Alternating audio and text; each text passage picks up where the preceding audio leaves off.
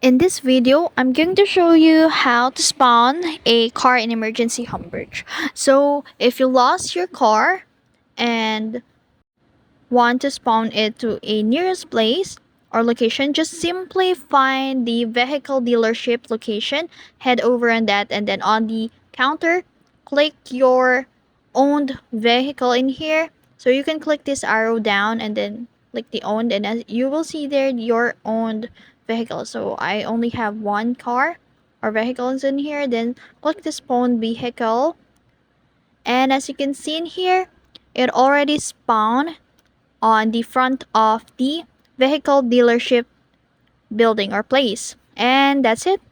That's how you spawn a vehicle in emergency Hamburg. And that's it. If you found this video helpful, don't forget to like, share, and subscribe to the YouTube channel.